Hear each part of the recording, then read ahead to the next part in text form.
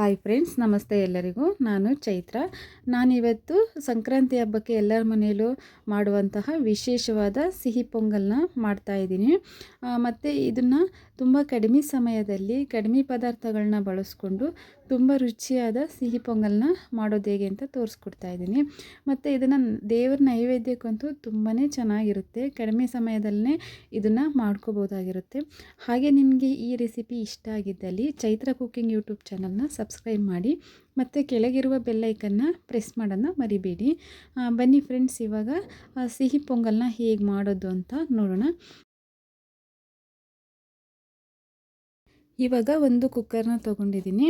ಅದಕ್ಕೆ ನಾನು ಅಳತೆ ಮಾಡಿಕೊಂಡು ಅರ್ಧ ಕಪ್ನಷ್ಟು ನಾನು ಹೆಸರುಬೇಳೆನ ಸಹ ತೊಗೊಂಡಿದ್ದೀನಿ. ನೋಡಿ, ಈ ಕಪ್ಪಲ್ಲಿ ನಾನು ಅರ್ಧ ಕಪ್ಪಷ್ಟು ಹೆಸರುಬೇಳೆನ ತೊಗೊಂಡು ಇದನ್ನು ನೀಟಾಗಿ ಫ್ರೈ ಮಾಡ್ಕೊಳ್ತಾ ಇದ್ದೀನಿ. ಹೆಸರುಬೇಳೆನ ಈ ಥರ ಫ್ರೈ ಮಾಡಿಕೊಂಡು ಸಿಹಿ ಪೊಂಗಲ್ ಮಾಡೋದ್ರಿಂದ ತುಂಬ ರುಚಿಯಾಗಿರುತ್ತೆ. ಹಾಗಾಗಿ ನಾನು ಇದನ್ನು ನೀಟಾಗಿ ಫ್ರೈ ಮಾಡ್ಕೊಳ್ತಾ ಇದ್ದೀನಿ. ನೋಡಿ ಯಾವ ಥರ ಫ್ರೈ ಮಾಡ್ಕೊಂಡಿದ್ದೀನಿ ಅಂತ ಕಾಣಿಸ್ತಿದೆ ನಿಮಗೆ. ಕಲರ್ ಚೇಂಜ್ ಆಗೋವರೆಗೂ ಈ ಥರ ಫ್ರೈ ಮಾಡ್ಕೋಬೇಕಾಗತ್ತೆ. ಇವಾಗ ನಾನು ಅದೇ ಕಪ್ಪಲ್ಲೇ 1 ಕಪ್ಪಷ್ಟು ಅಕ್ಕಿನೂ ಸಹ ಸೇರಿಸ್ಕೊಳ್ತಾ ಇದ್ದೀನಿ. ಅಕ್ಕಿ ರೇಷನ್ ಅಕ್ಕಿ ಆದ್ರೂ ತೊಗೋಬೋದು, ಇಲ್ಲ ಅಂಗಡಿ ಅಕ್ಕಿಯಿಂದನೂ ಸಹ ಮಾಡ್ಬೋದು. ನಾನಿವಾಗ ಅಂಗಡಿ ಅಕ್ಕಿನ ತೊಗೊಂಡು ಮಾಡ್ತಾಯಿದ್ದೀನಿ. ನೋಡಿ, ಇವಾಗ ಅದನ್ನು ಮಿಕ್ಸ್ ಮಾಡಿಕೊಂಡು 1-2 ಸಲ ನೀಟಾಗಿ ವಾಶ್ ಮಾಡ್ಕೊಳ್ಳೋಣ.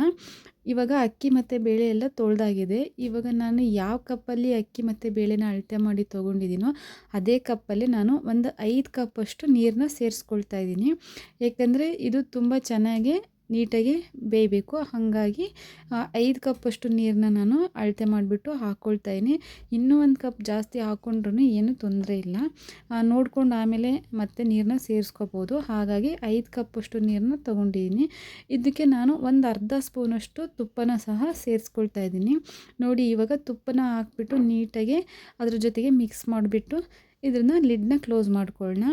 ಈ ಕುಕ್ಕರ್ನ ಒಂದು 4-5 ವಿಷಲ್ನ ಹಾಕಲಿಕ್ಕೆ ಇಡೋಣ.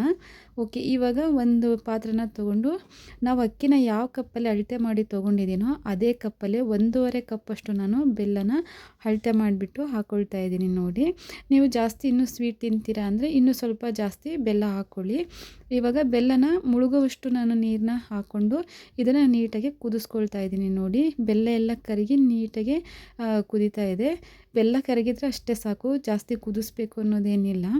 ಇವಾಗ ಕುಕ್ಕರ್ದು ವಿಷಲೆಲ್ಲ ಆರಿದೆ. ಇವಾಗ ನೋಡಿ ಯಾವ ಥರ ಬೆಂದಿದೆ ಬೇಳೆ, ರೈಸ್ ಎಲ್ಲ ನೀಟಾಗಿ ಚೆನ್ನಾಗಿ ಬೆಂದಿದೆ.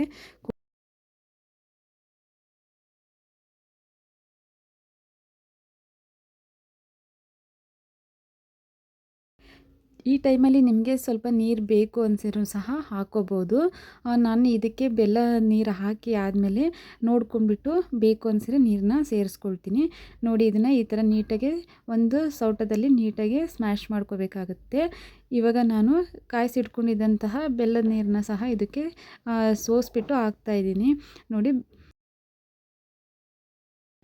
ಇದಕ್ಕೆ ಬೆಲ್ಲದ ನೀರು ಹಾಕ್ಕೊಂಡ್ಮೇಲೆ ನೀಟಾಗಿ ಒಂದು ಮಿಕ್ಸ್ ಮಾಡ್ಕೊಳ್ಳೋಣ ಚೆನ್ನಾಗಿ. ನೋಡಿ ಯಾವ ಥರ ಮಿಕ್ಸ್ ಮಾಡ್ಕೊಳ್ತಾ ಇದ್ದೀನಿ ಅಂತ. ಈ ಟೈಮಲ್ಲಿ ನಮಗೆ ಬೇಕು ಅನಿಸಿದ್ರೆ ಸ್ವಲ್ಪ ನೀರನ್ನು ಸಹ ಸೇರಿಸ್ಕೋಬೋದು. ನಾನು ಇನ್ನೂ ಸ್ವಲ್ಪ ಬೆಲ್ಲದ ನೀರನ್ನ ಸಹ ಹಾಕ್ಕೊಳ್ತಾ ಇದ್ದೀನಿ. ಇದನ್ನೆಲ್ಲ ಹಾಕಿದ ಮೇಲೆ ನೀಟಾಗಿ ಒಂದು 2-3 ನಿಮಿಷ ಚೆನ್ನಾಗಿ ಕುದಿಲಿಕ್ಕೆ ಬಿಡೋಣ. ನೋಡಿ ಯಾವ ಥರ ಕುದೀತಾ ಇದೆ ಅಂತ. ಇದು ಕುದಿಯೋ ಅಷ್ಟರೊಳಗೆ ನಾನು ಒಂದು ಪಾತ್ರೆನ ತೊಗೊಂಡ್ಬಿಟ್ಟು ಅದಕ್ಕೆ 1 ಸ್ಪೂನಷ್ಟು ತುಪ್ಪನ ಹಾಕ್ಕೊಂಡಿದ್ದೀನಿ. ಕಡಿಮೆ ಉರಿ ಇಟ್ಕೊಂಡು ಇದಕ್ಕೆ ಒಣ ಕೊಬ್ಬರಿ ಚೂರುಗಳ್ನ ಹಾಕ್ಕೊಂಡು ನೀಟಾಗಿ ಫ್ರೈ ಮಾಡ್ಕೋಬೇಕಾಗತ್ತೆ. ಪೊಂಗಲ್ಗೆ ಕೊಬ್ಬರಿ ಚೂರನ್ನ ಹಾಕ್ಕೊಳ್ಳೋದ್ರಿಂದ ಟೇಸ್ಟು ತುಂಬಾ ಚೆನ್ನಾಗಿರುತ್ತೆ. ನೋಡಿ, ಇವಾಗ ನಾನು ಈ ಕೊಬ್ಬರಿ ಚೂರುಗಳ್ನ ಫ್ರೈ ಮಾಡ್ಕೊಂಡು ಎತ್ತಿಡ್ಕೊಳ್ತಾ ಇದ್ದೀನಿ. ಅದೇ ತುಪ್ಪಕ್ಕೇ ಮತ್ತು ದ್ರಾಕ್ಷಿ ಗೋಡಂಬಿನೂ ಸಹ ಹಾಕ್ಕೊಂಡು ನೀಟಾಗಿ ಫ್ರೈ ಮಾಡ್ಕೋಬೇಕಾಗುತ್ತೆ. ನೋಡಿ ಯಾವ ಥರ ಫ್ರೈ ಮಾಡ್ಕೊಳ್ತಾ ಇದ್ದೀನಿ ಅಂತ. ಇವಾಗ ಇದೆಲ್ಲ ಫ್ರೈ ಮಾಡಾಗಿದೆ. ಇವಾಗ ಪಾಯಸ ಕುದೀತಾ ಇದೆ. ಇವಾಗ ಇದಕ್ಕೆ ಅರ್ಧ ಕಪ್ನಷ್ಟು ನಾನು ಹಸಿ ಕೊಬ್ಬರಿ ತುರಿನ ಹಾಕ್ಕೊಳ್ತಾ ಇದ್ದೀನಿ. ಮತ್ತು ಅದ್ರ ಜೊತೆಗೆ ನಾನು ಫ್ರೈ ಮಾಡಿಟ್ಕೊಂಡಿರುವಂತಹ ದ್ರಾಕ್ಷಿ ಗೋಡಂಬಿ ಕೊಬ್ಬರಿ ಚೂರುಗಳ್ನೂ ಸಹ ಹಾಕ್ಕೊಂಡು ಇದನ್ನು ನೀಟಾಗಿ ಒಂದು ಮಿಕ್ಸ್ ಮಾಡ್ಕೊಳ್ಳೋಣ. ನೋಡಿ ಯಾವ ಥರ ಮಿಕ್ಸ್ ಮಾಡ್ಕೊಳ್ತಾ ಇದ್ದೀನಿ ಅಂತ.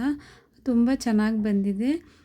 ಇವಾಗ ಇದನ್ನು ನೀಟಾಗಿ ಮಿಕ್ಸ್ ಮಾಡಿಕೊಂಡು ಒಂದು 5 ಮಿನಿಟ್ಸ್ ಚೆನ್ನಾಗಿ ಕುದಿಲಿಕ್ಕೆ ಬಿಡೋಣ. ಇದಿಷ್ಟು ಕುದ್ದಾದಮೇಲೆ ಸಂಕ್ರಾಂತಿ ಹಬ್ಬದ ಸ್ಪೆಷಲ್ ಸಿಹಿ ಪೊಂಗಲ್ ರೆಡಿಯಾಗಿದೆ.